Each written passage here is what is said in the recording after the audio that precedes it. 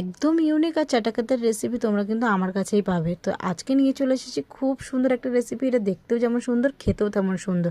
তো চলো বেশি কথা না বাড়িয়ে রেসিপিতে আসা যাক। প্রথমে এখানে নিয়ে নিলাম ময়দার উপরে দিয়ে দিচ্ছি একটু কালো জিরে, চিলি ফ্লেক্স, স্বাদ মতো নুন, আর ভালো করে ময়াম দিয়ে কিন্তু ময়দাটা মেখে নিতে হবে অল্প অল্প জল দিয়ে। তো অল্প জল দিয়ে ভালো করে দেখো ময়দাটা মেখে রেখে দিয়েছি। এবার কড়াইতে তেল দিয়ে তাতে দিচ্ছি সর্ষে, সাদা জিরে ফোড়ন, তারপরে কুচানো পেঁয়াজ, লঙ্কা, সব কিছু দিয়ে ভালো করে একটু ভাজা ভাজা হয়ে যাবার পর এতে সব রকম মশলা দিয়েছি, নুন, হলুদ, জিরের গুঁড়ো, লঙ্কার গুঁড়ো, মশলাটা দিয়ে আরেকটু ভালো করে পেঁয়াজটা ভেজে নিয়ে আগের থেকে সেদ্ধ করে রাখা আলুটা দিয়েছি।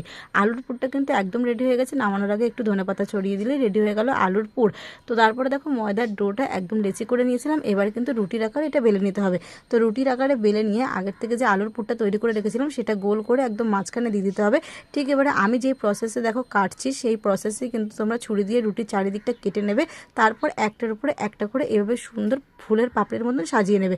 ঠিক আমি যেভাবে সাজাচ্ছি সেইভাবেই কিন্তু তৈরি করবে। দেখো দেখতেও কতটা সুন্দর লাগছে, পুরো মনে হচ্ছে একটা ফুলের পাপড়ি।